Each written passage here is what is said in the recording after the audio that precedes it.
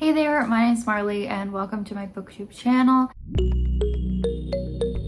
Today we are starting a new vlog where I read the oldest books on my physical TBR. So I think it was last year I did something pretty similar where I read the oldest books on my Goodreads TBR. So the oldest books that I had marked want to read on that website. Today we are taking it even further back and reading 3 books that I've had on my physical TBR the longest. And these are a lot older and these are a lot cringier. So to be honest, these are 3 books that I don't even fully remember getting. I don't know if I picked them out. I don't know if I was gifted them, but for some reason I never got to them back in the day. And I'm talking like preteen to teenage years, and then eventually I just kind of got out of reading during that university time, and now I've gotten back into reading over the last few years. And these are not exactly books that I'm dying to pick up. They're books I'm wondering if I should just get rid of at this point, but I thought, you know, I'll read them since I have them so they don't go to waste,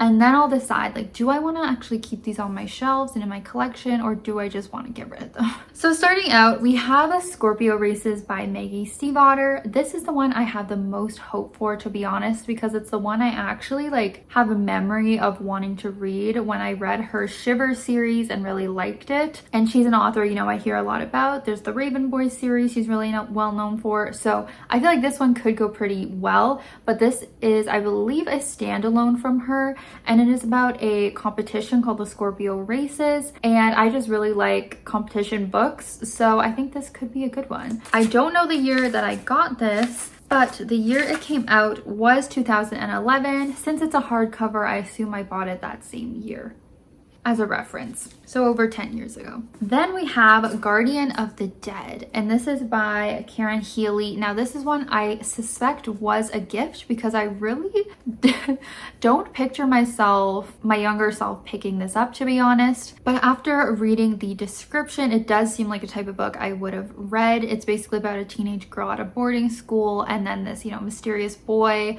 comes and she's really fascinated by him and kind of obsessed with him, and then she gets wrapped up in like a fairy mythology and like a fairy world. So this one might be a surprise. I might enjoy this one. It looks very dark. I don't know. I'm very intrigued by this one. It's also won an award, so. And then the last one, which I actually have started reading, this will be my first one to read in the vlog, is Nevermore. This is by Creagh.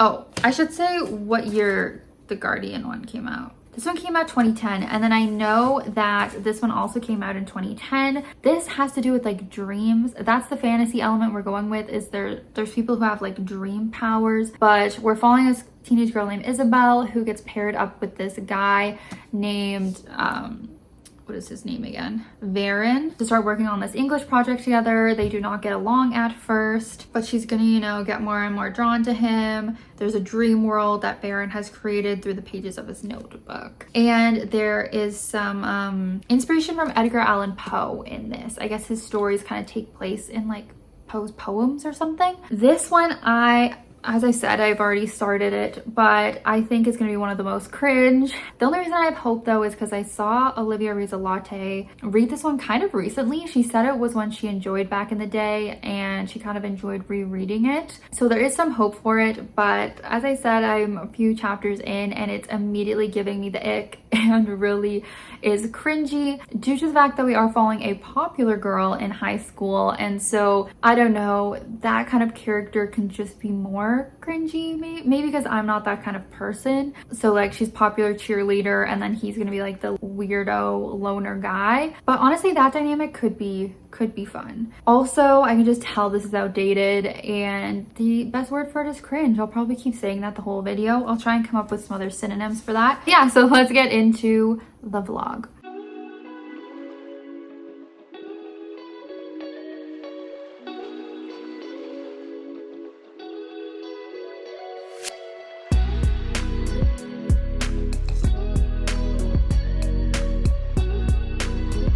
Hey, new angle. Never filmed like this before. Anyway, just a little check-in on Nevermore. I'm about 150 pages in. This is over 500 pages. Like, it is thick. The font is big though, so it's not actually that long, but I'll admit it is a little daunting to me kind of seeing how long it is, and I've been feeling a little bit slumpy since I started it. The book I read before this was my least favorite book of the month last month, so I was already feeling slumpy, and then I went into this and I was like, oh no.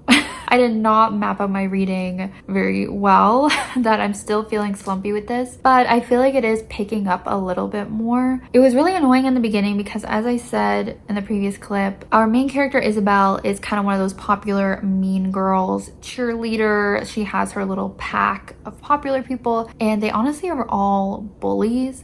We never really saw Isabel be that mean, but like she was surrounding herself with such terrible people. Like her boyfriend was saying such derogatory terms for gay people that just would not be in a book that was made now. And they were all just bullies, and they even started bullying her.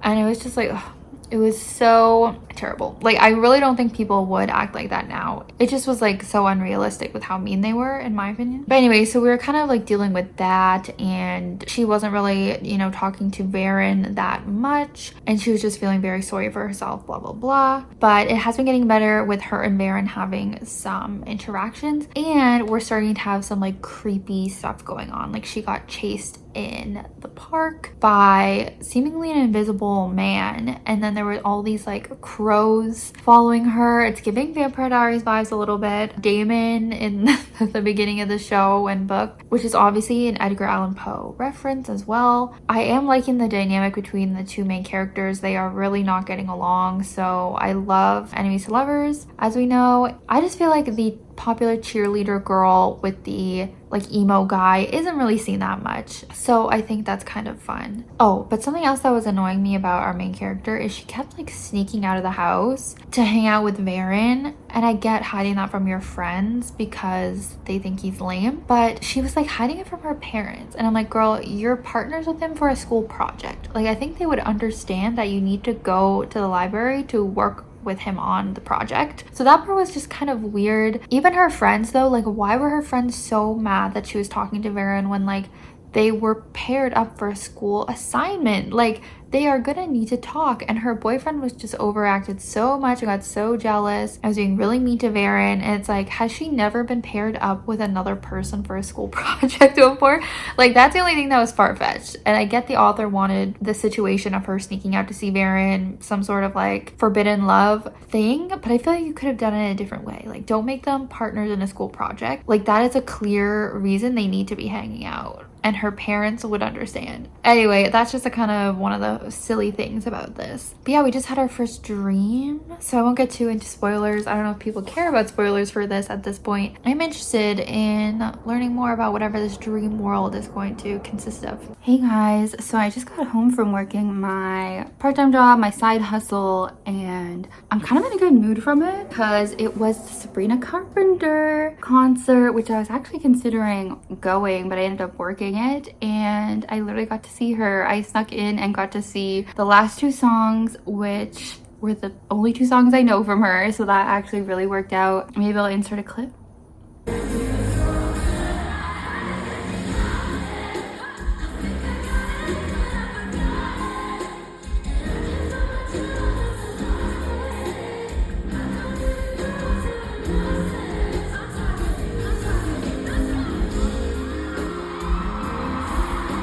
So that was good. It's been a few days since my last update. I have not been really filming any like b-roll or like transition stuff because this week has been busier than normal, honestly. I've been having some kind of mental struggles as well, but also, let's get the elephant out of the room.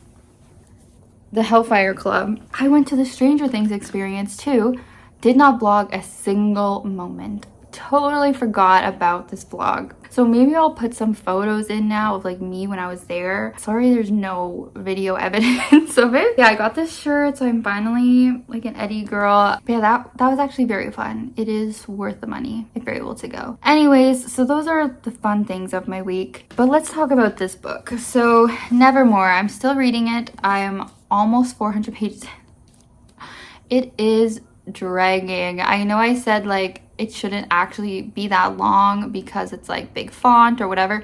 No, it feels long. Like, this is over 500 pages and it does not need to be. I was kind of liking it for a bit. I was liking just how fun it was and the nostalgic elements of it and the slow burn between our two main characters, Isabel and Varen. But at this point, like, it did not need to be 500 pages. Like, the author will describe a lot of things that didn't need to be described. Like, our character going to the sink, getting a glass, filling it with water, drinking the water, like that kind of stuff, where I'm just like, this could have been cut. Like, there could have been a lot more editing to like not have this be over 500 pages. And then in terms of the actual plot, that's really being dragged out too. As an example, I mentioned earlier, because it's in the synopsis on the friggin' front of the book, that Varen has created a dream world through the pages of his notebook. We're almost 400 pages in and we don't know that. We don't know that from the story. So why was it in the synopsis when it's 400 pages in and our main character doesn't even know that? We know there's something going on with dreams because she's having weird dreams, she's seeing visions, she's seeing these people, and we know Varen's connected some way, but we do not know he has a notebook. We do not know that that's connecting to the dream world and that he is like, that it's his dream world. Like, I don't even know all the details. So it's just really weird that that was in the synopsis, and it was throwing me off because I'm just like, why are we not finding out more details of this when it's in the synopsis? So that's really weird, and I just feel like, you know, I know that it's a series and it's giving the almost like the selection syndrome where the story just gets dragged out more than it needed to be. Not enough action is actually happening. And I said I was liking the slow burn of these two, but now suddenly, like, it's like they skipped a couple steps. I feel like they're acting like they love each other, and I'm like, no, like, you guys were slow burn, like you were slowly building up. You don't love each other yet. Like, they barely even spoken. They barely even spoken in this book. So I know I'm really like ragging on this right now. I overall am liking it, but as I said, I think it's also that I've just been so busy this week. I haven't had time to read, but end of the day, it did not need to be this long, and it's really making me behind on my like reading schedule. But I will finish it this weekend. It's Friday night. I will finish it by Sunday because I do have some other plans actually this weekend. So that's the life update and the book update. Thanks for bearing with me here.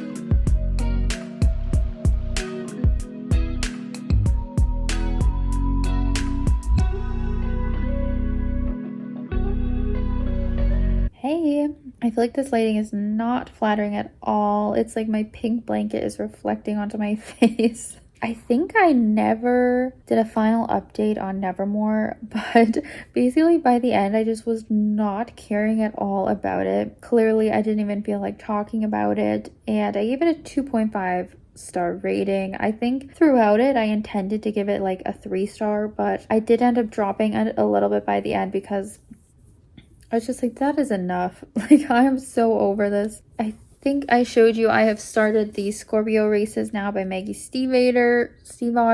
I knew how to say it at one point and now I forget. And honestly, I started it, I read one chapter and I took a break and I read a whole other book that would have been featured in like my last video. I think I'm uploading it before this. That other book was so good. I read it in 2 days. I loved it. And so now I'm back into this and I'm feeling the same way. Like, I'm just feeling like I am not comprehending this book. I don't know if I'm stupid or if I'm not in the right mindset or if there's any flaws with the actual book, but my comprehension's not great. I'm about 150 pages in now out of 400, which is not as far into it as I wanted to be at this point. I think I'm gonna have to cut a whole book from my TBR. I don't think I'm gonna complete my whole TBR this month, which never happens to me. But yeah, this is about the Scorpio races, which we're in this kind of fantasy world, I guess, because basically the only thing that's really different from our world is that there are these things called, I don't even know the word. I'm trying to find the word because it's always italicized. Capel Uis. I don't even know why I looked it up. I can't even pronounce it. Maybe I'll put the text of it. But basically it is seahorses. It's what they call seahorses in this, which to me are kelpies, essentially. If you read much like fantasy or fairy stuff, there are always these kelpies, which are like seahorses that are like evil and violent. It basically seems to be the same thing, but these people will ride these horses in the Scorpio races, but it's very like dangerous to do that, obviously. There also are normal horses in this as well, which some people seem to also ride, but it's kind of like they're not as good, you know? So that's what's going on, and we're following two people. One of them is a guy who literally like trains horses for a living, so he has been winning the Scorpio races for years now. And then we're also following a girl named Puck, who is like basically from a poor family. Both of her parents were actually killed by these kelpie things. She has two brothers, but she is entering mostly to like prove something, but also to get money now because her and her family are really struggling. So she is going to be entering, and our main characters just started interacting more. I think that's why I've been so bored and struggling. Like, it's just been so much setup. They're finally interacting a little bit. The races have not started yet. I think they're going to start soon. So hopefully once they're going, that'll be more interesting. But setting up this world, I've just been like, oh, like such a drag. And it's almost like I'm reading Red Rising in the way that the comprehension is just not great. And there's also like so many main characters have these like weird names. Sometimes it's like so forced when like sci-fi and fantasy just have these weird names. Like, why does she go by Puck when her real name's Kate? I don't know. There was also a character named Beach which I think is funny. There's a character named Mutt. It's like they just have these little like nicknames, so it reminds me of Red Rising, and not in a good way, to be honest. This weekend, I'm actually going to Chicago for the first time. I've never been there. So I think that's going to be like a little B-roll section. I have not been including any B-roll in this vlog. So I might have a little B-roll section to show some of my Chicago trip. I don't think I'm going to get much reading during the weekend because of that, obviously. So this vlog has already been going on for so long, and it's just gonna keep being dragged out. Oh, this is probably like one of the worst vlogs that I've ever done in terms of like how I feel about my reading. Like, it's not very enjoyable.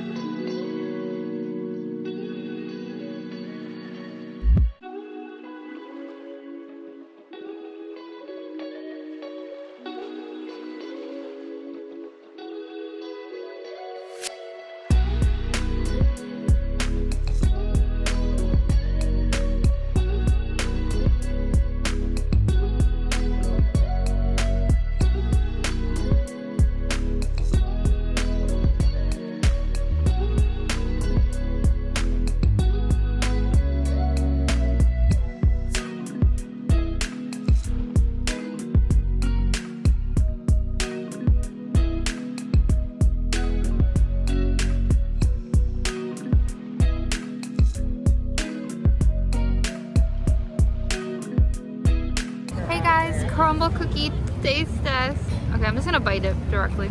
I really like this one. Sugar cookie? Marley, what is but what does that make you think of? It's the flavor. It's a good flavor from the cake. Love that one.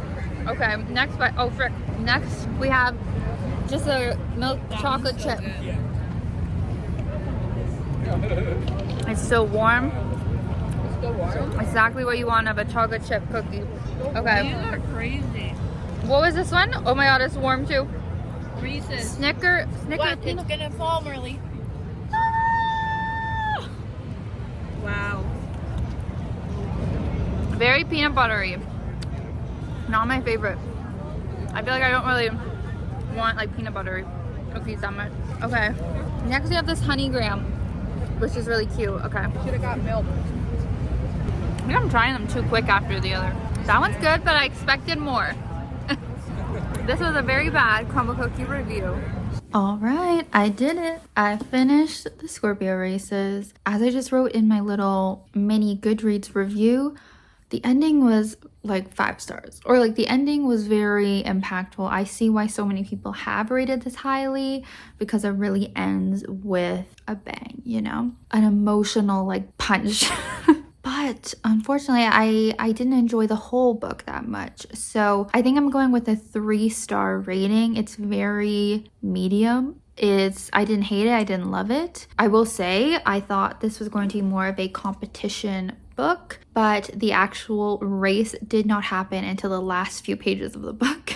Hopefully that's not a spoiler, but I definitely anticipated this being more of a tournament type of situation, but it was not. The race was like the very, very end. Also, I think this is better suited for horse people, for stereotypical horse girls. I just feel like those types of people would be more into this, because while there are mythical horse creatures, seahorses, I feel like they're pretty similar to regular horses, so it might be better for them. But on the other hand, there is some like really kind of upsetting stuff. Like, I'm not a huge animal lover. I'm definitely not a horse lover by any means, but there definitely were some like things that were upsetting to read, maybe triggering for people if you don't like violence with animals. Like, I know for me, even though I don't love horses, like if I see a horse get hurt in like Game of Thrones or something, because they're always in like battles, right? Like medieval battles and stuff, like I feel so upset. And so this is kind of similar, where there is some sad stuff with like horses getting hurt, so be aware of that. And I don't know, it just kind of like made me sad. Like, there's definitely sad stuff that happened. Still a good ending, as I said, but yeah, I think it's very like kind of mediocre for me.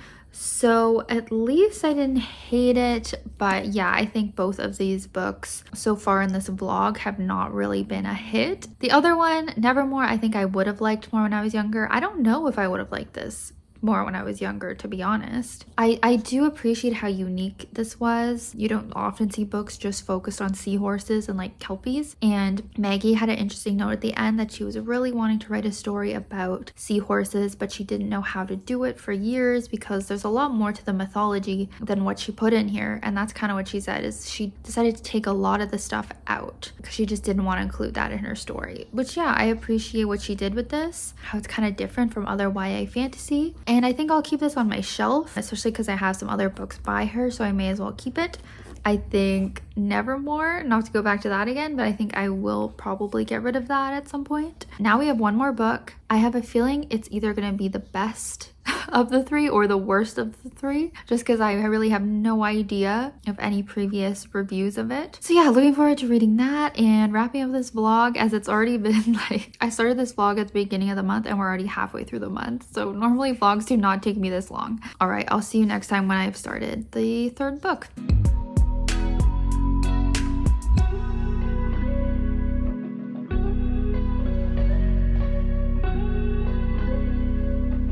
All right, I'm about halfway through Guardian of the Dead, and I am happy to say I am actually enjoying this book. It is a pleasant surprise for sure, and quite a lot has happened now, but take you back to the beginning. My bookmark is being annoying. Okay, so we are following our main character Ellie, and she is attending a boarding school in New Zealand. This book actually takes place in New Zealand. The author is from there. I wasn't aware of that. And it deals with Maori mythology. I think I'm saying that correctly. And I really did not know what that was, but I am learning a lot about it. So I'll just read a bit of what it is at the back of the book I was looking. So Maori mythology and cosmology are infinitely richer and more complex than could be presented in this novel. The Polynesian peoples who settled New Zealand brought with them the faith, myths, and family legends of their origin lands. Over time, some of the original stories altered to accommodate New Zealand's unique ecology, landscape, and culture, and some entirely new stories were created. So yeah, it's like New Zealand mythology, indigenous mythology, and it's the mythology that's talked about in the movie Moana, like the Polynesian people. Anyways, learning a lot. I really did not know much about New Zealand before this, so that is cool to be reading about something different, something unique. But essentially it is their version of fairies is kind of the focus. As that note said, the author isn't really able to encompass everything from them, but yeah, it's pretty cool. So this girl is going to the boarding school, and she has basically one best friend named Kevin. He kind of ropes her into helping him with this theater production that he's working on. So we have that going on, and then both of them sort of start having these bizarre interactions with people. So this girl named Reka, she starts being creepy towards Kevin, the friend, and then Mark and Ellie, our main character, start having these kind of mysterious interactions as well. So this was written in 2010, like I said before, and I'm honestly very shocked about the diversity in this book. So Kevin is outwardly asexual. He comes out to Ellie in this book, and it's actually, like, you know, said that he's asexual.